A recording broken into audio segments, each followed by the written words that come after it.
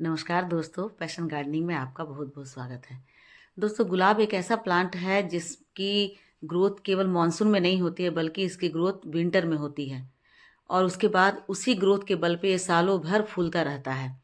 और विंटर में भी कब ग्रोथ होती है? जब बहुत अधिक विंटर होती है, यानी कि ये अभी नवंबर, दिसंबर, जनवरी, फरवरी तक इसकी ग्रोथ होती रहती है और बहुत भर भर के फूल खिलता है। लेकिन उसके पहले एक ज़रूरी काम होता है जो गुलाब के प्लांट पर करना बहुत ही ज़रूरी है, और वह होता है कटिंग उसकी। और वह कटिंग कब की जाती है, ये सभी को नहीं पता है। तो आज की वीडियो में मैं आप लोगों के साथ शेयर करूंगी कि गुलाब की कटिंग कब करनी चाहिए और कितनी ज़रूरी है, और कटिंग करने के बाद इसके क्या फ़ायदे होते हैं, किस तरह से गुलाब की ग्रोथ होती है। ये सारी बातें मैं आज की वीडियो में शेयर करूंगी, तो दोस्तों वीडियो में अंत तक बने रहिएगा। गुलाब की कटिंग करने का जो सही समय होता है वो है अक्टूबर, क्योंकि अक्टूबर में न तो बहुत ज़्यादा मॉइस्चर होता है और न ही बहुत ज़्यादा मौसम ड्राई होता है।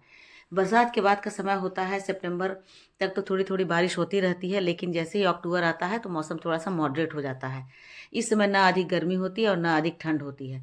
तो ऐसे में गुलाब की कटिंग करना बहुत ही ज़रूरी होता है, क्योंकि इस समय हम जब गुलाब की कटिंग कर देते हैं तो पूरे साल इसमें थोड़ी थोड़ी सी ग्रोथ होती रहती है। और जैसे ही गुलाब की कटिंग करते हैं तो 15 से 20 दिन के बाद में इनमें नई नई शूट्स निकलने शुरू हो जाते हैं और नई नई इनकी ग्रोथ होती है। और जितनी ज़्यादा ग्रोथ होती है उतने ज़्यादा उसमें कलियाँ आती हैं।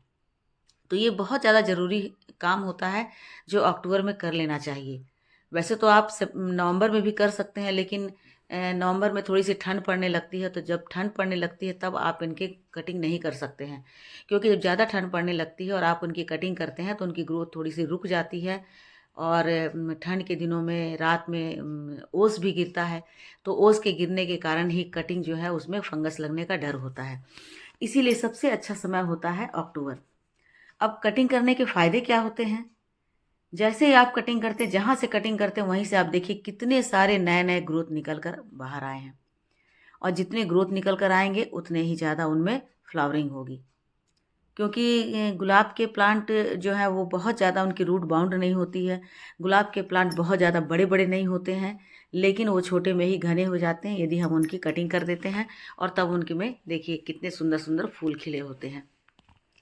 तो कई लोगों को ये पता नहीं होता है कि गुलाब की कटिंग कब करनी चाहिए, वे कभी भी कटिंग कर देते हैं। लेकिन कभी भी कटिंग कर देने से गुलाब के प्लांट बहुत ही घने नहीं हो पाते हैं। गुलाब को घना करने के लिए यह जो एक मंथ होता है, अक्टूबर का मंथ, वो सबसे ज़्यादा सूटेबल होता है। तो जैसे ही आप उनकी कटिंग करते हैं, तो कटिंग करने के लिए भी आप उन्हें बहुत हार्ड प्रून कर दीजिए। ऐसा नहीं है कि थोड़े-थोड़े से सॉफ्ट प्रूनिंग करना है। गुलाब की कटिंग करने का यही तरीका होता है कि उनके हार्ड प्रूनिंग करनी होती है। जितने भी उनके ब्रांचेज़ हैं, उन सारे ब्रांचेज़ को कट करके छोटा कर देना होता है एकदम।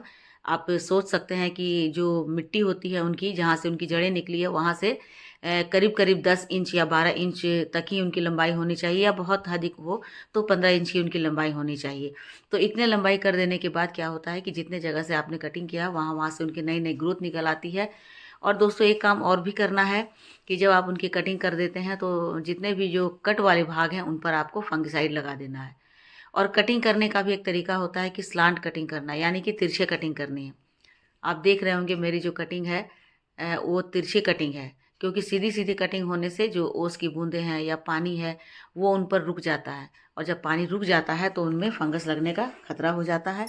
इसीलिए उनकी कटिंग हमेशा तिरछी करनी चाहिए, क्योंकि ताकि जब भी उन पर पानी भी गिर जाए या ओस की बूँदें आ जाए तो वो स्लिप करके नीचे चला जाए और इस तरह से इनकी ब्रांच बिल्कुल सुरक्षित रह जाए।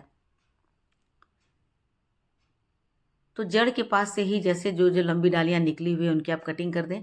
कुछ-कुछ प्लांट में मैंने कटिंग नहीं की है, क्योंकि उनमें बहुत सारी कलियाँ आई हुई है। ये बटन रोज़ है तो इनकी बहुत सारी कलियाँ आई हुई है, इनके फूल भी खिले हुए हैं, तो मुझे थोड़ा-सा मोह आ गया और मैंने उन्हें उनकी कटिंग नहीं की। यहाँ भी आप देख रहे हैं कि इसमें थोड़े-थोड़े से कली आई हुई है, तो जिसमें कली आई है उसे मैंने कट नहीं किया है। बस 4-5 दिन के बाद मैं उसे कट कर दूँगी, लेकिन अक्टूबर में ही करूँगी।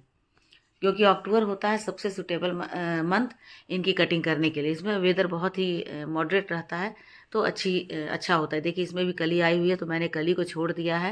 हालाँकि मोह नहीं करना चाहिए, मैं कली को इस डाल को भी मैं काट दूँगी।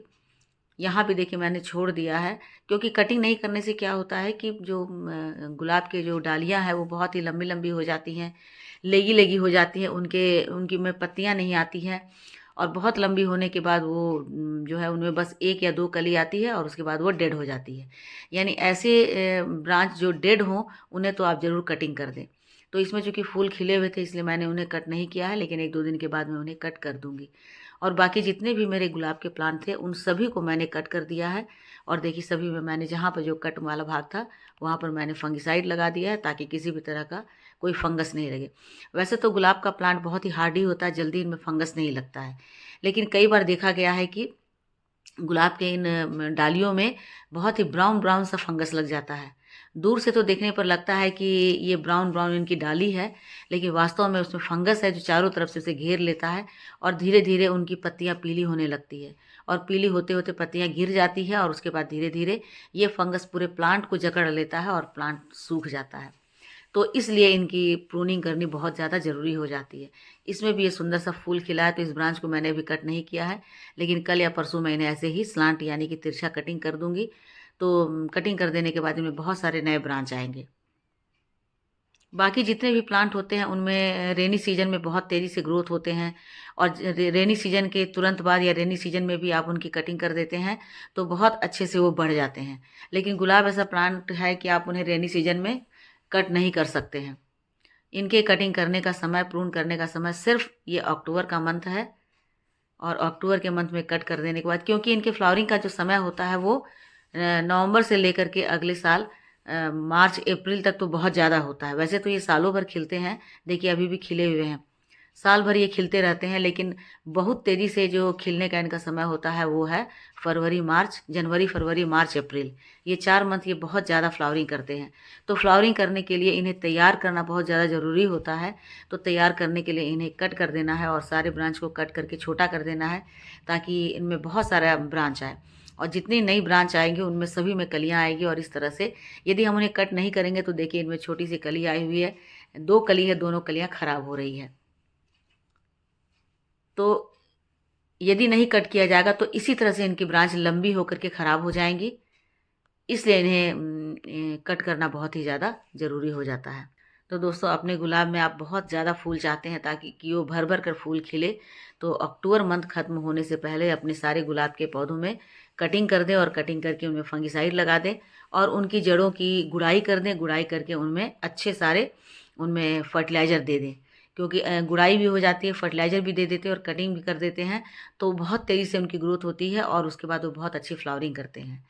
तो ठीक है दोस्तों, आज के लिए बस इतना ही। वीडियो अच्छी लगी हो तो लाइक शेयर कमेंट कीजिए और मेरे चैनल पे नए हैं तो मुझे सब्सक्राइब भी कर लीजिए।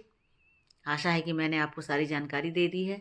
मिलते हैं अगले वीडियो में एक नई जानकारी के साथ, तब तक मेरे साथ बने रहें और अपना ढेर सारा ख्याल रखें। देखिए कितने सारे से इसमें नए नए शूट्स निकल आए हैं।